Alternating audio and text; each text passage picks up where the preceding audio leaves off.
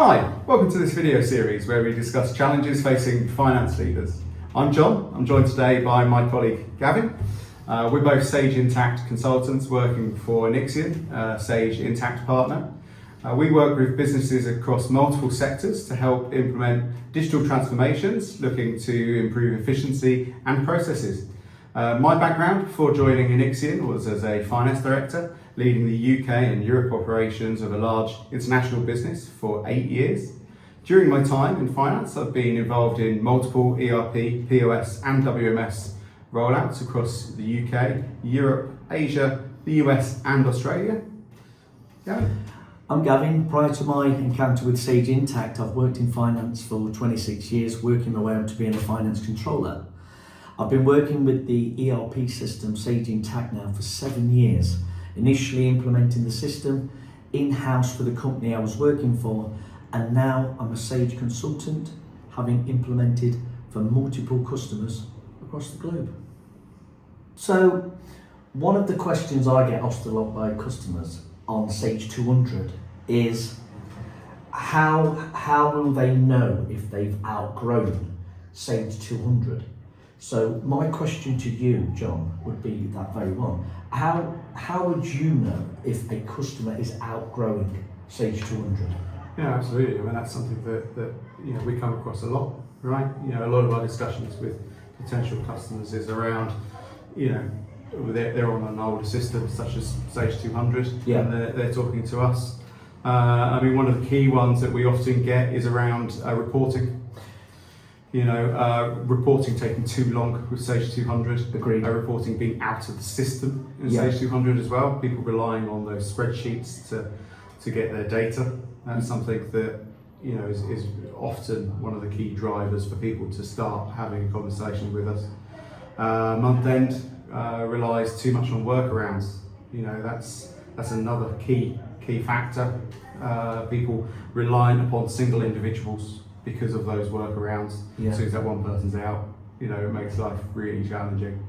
Lack of multi-entity functionality. Yeah, that's one thing that Sage 200 doesn't have, but yeah, Sage Intacct does. Absolutely. Businesses grow. They don't remain stagnant. Acquisitions. Is a key one. And that's one of the reasons why Sage Intacct works so well, because of that multi-entity functionality, which you don't get in Sage 200. Lack of visibility across systems, even. Easy for you to say. It is easy for me to say. Yeah. Not so easy for people to do though.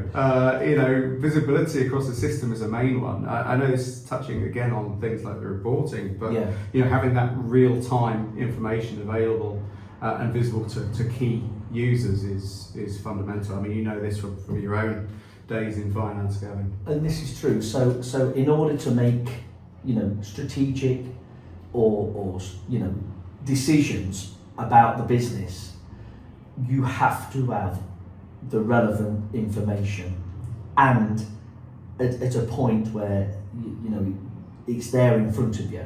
You don't want no delays around that. Yeah. One of the things, as we know with Sage Intacct, is the use of the dashboards and being able to share that information quite quick. So when the month-end process is complete,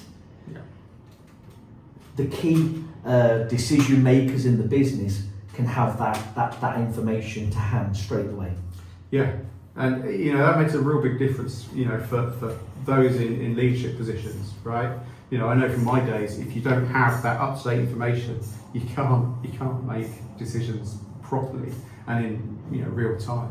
So I've got another quick question for you, Jon. Mm-hmm. Why do you think teams tolerate manual workarounds for years? We've worked for different companies in the world of finance, like we've said, and one thing that we generally tend to hear a lot when we go into new companies is this is the way I was shown to do it. This is how it's always been done.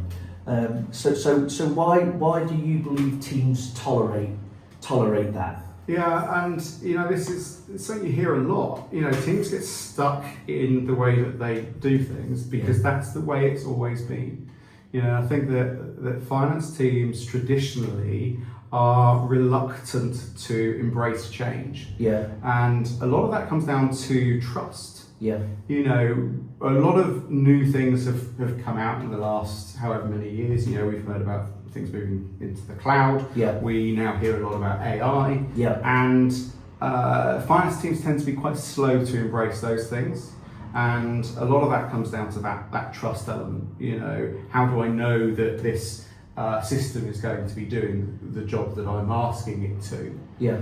And without that trust that actually this new thing is going to help, finance teams prefer to stay with the thing that they were shown.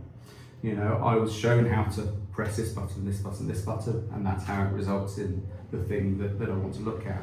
Yeah. Rather than actually revisiting those processes with the new technology in mind and going, actually, this now does this a lot better. Challenge those processes. Yeah. Challenge and ask those pro questions. Absolutely. Yeah. And you need to have those people in key positions to challenge those processes. Agreed. To go back and say, how can we do things better, more efficiently, and get more out of the team. Very good, thank you. Yeah.